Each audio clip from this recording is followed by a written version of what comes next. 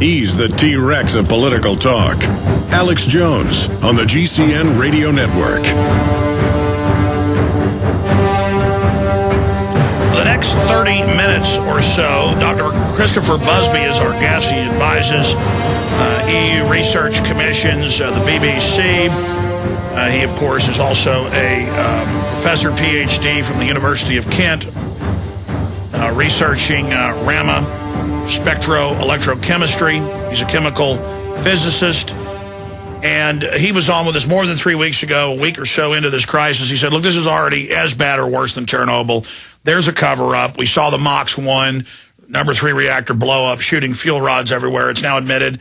The Japanese document's been released. The New York Times buried it, but did report that they just covered it upwards of a mile away, spent fuel rods by the thousands, the hundreds of thousands, with bulldozers, 7.5 million times normal levels of radiation being pumped into the ocean.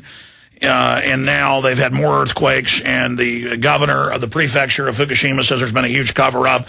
Their hospitals have filled up with people with radiation sickness, and it was been reported 2 weeks ago that many doctors won't treat them, believing it's dangerous to even be around them. South Koreans aren't going to school or work, many of them. They're wearing masks. The Chinese are responding the same way. Here, the EPA is upping, depending on the isotope, 24,900 times safe level of radioactive nickel, 100,000 times increase in radioactive iodine, 131. I've got the list. And our media is basically not even reporting it. States and local governments have picked up upwards of 300 times safe levels of radioactive iodine, other isotopes in milk and food. But they're saying this is safe. And you've got the media with Ann Coulter and others running around saying that this is wonderful. We've also got Monbiot, as we talked about a few weeks ago, saying he's all for nuclear power now. This really shows that it's great. And they make these nonsensical statements to just shock us into submission. But Dr. Busby joins us to break down the latest developments at Fukushima. They now admit as bad, number 7, and that's the highest on the scale for a nuclear disaster. And they say it may keep going on for months or even longer. And it seems like the Japanese government's paralyzed. They keep pulling the rescuers out, the emergency workers out, saying the radiation's too high. There's neutron beams for 3 weeks shooting out.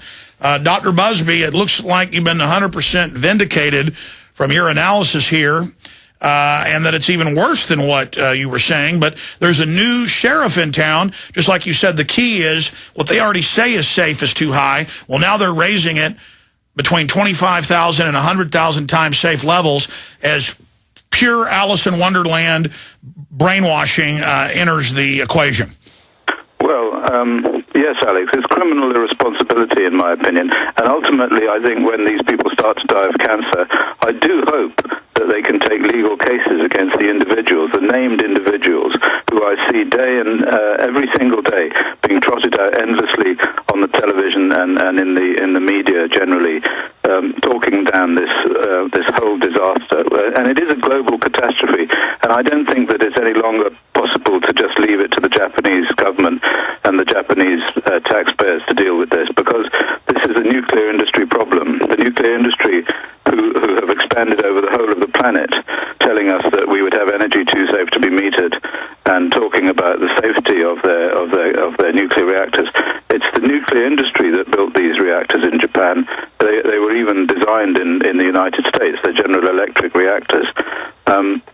And those are the people through the international community who should foot the bill and who should go in there and sort this business out. And the first thing that they should do is start bringing in clean food to the people in Tokyo and Ibaraki, who are enormous population, 36 million people in Tokyo, and there's even radioactivity to the south and to the west of Tokyo now, as I see from the studies that we've done.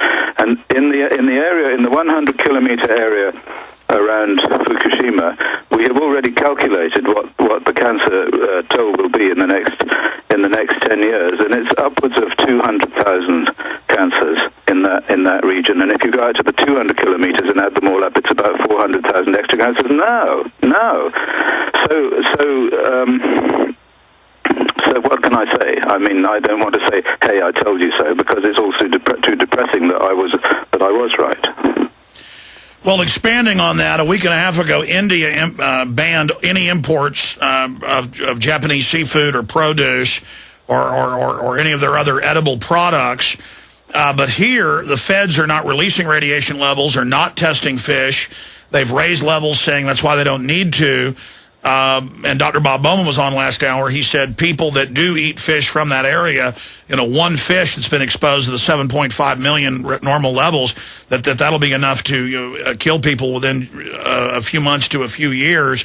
Generally, you'll just see overall cancer increases here in the United States that has double the regular radiation that a place like Australia has just from Chernobyl, not to mention Western Europe or Eastern Europe.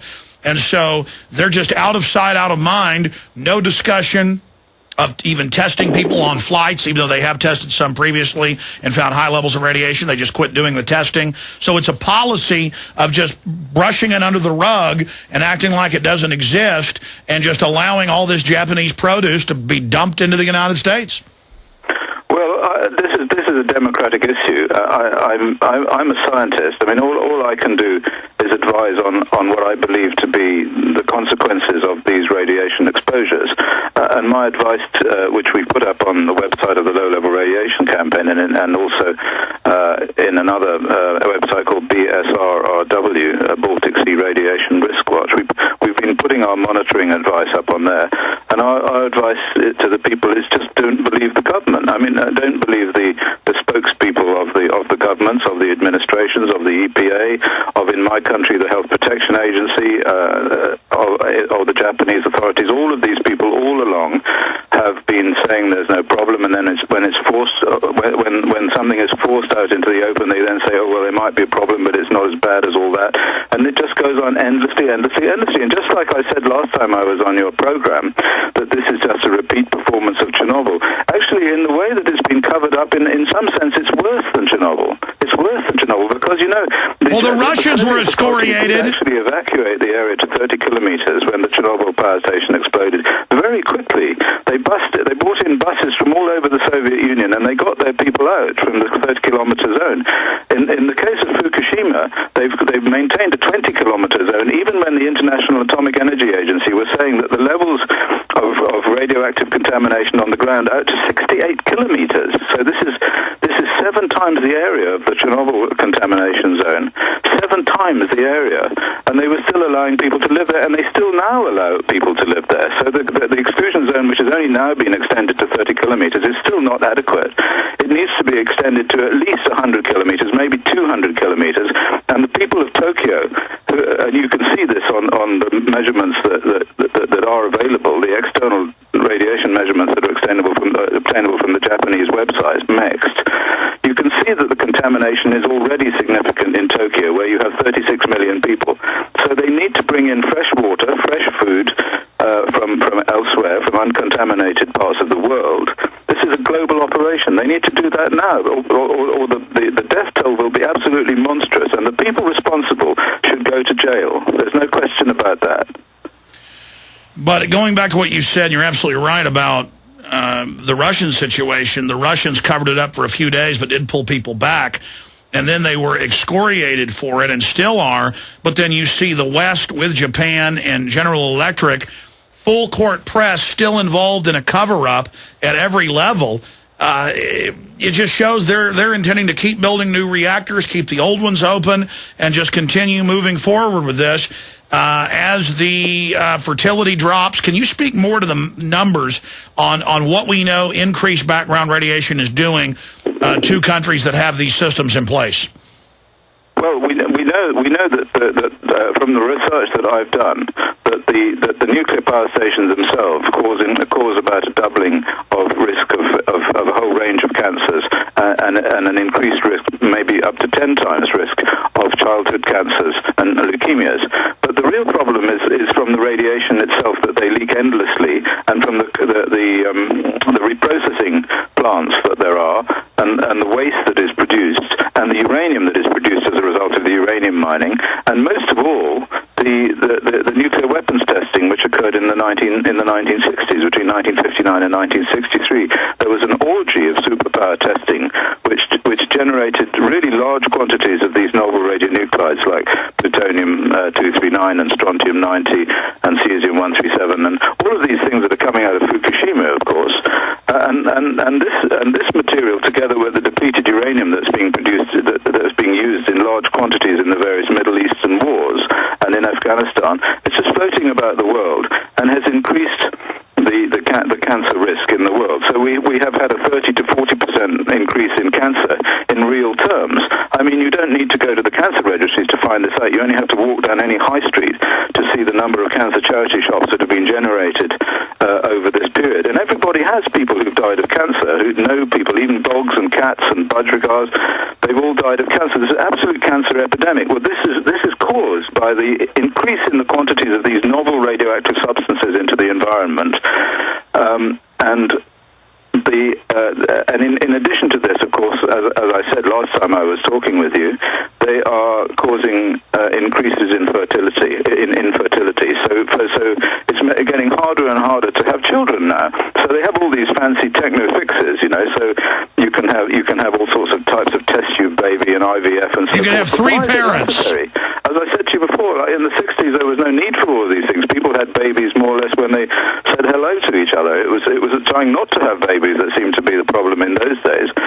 So if this goes on, and it does seem to be getting a lot worse now with Fukushima, because this is going to flood the globe with more radionuclides, it's going to be a case of actually having no more people. There's going to be so much infertility in human beings, but also in other species too, that life on the planet itself will be threatened. Well, stay there. I believe this. There have been measurements made in the Middle East, in Jerusalem, a few years ago. Dr. Busby, stay there. We're going to come right back to you. I want to get to that area on the measurements in Jerusalem, and then we'll also discuss the fact that they're setting the precedent to just raise the background radiation level and say it's healthy.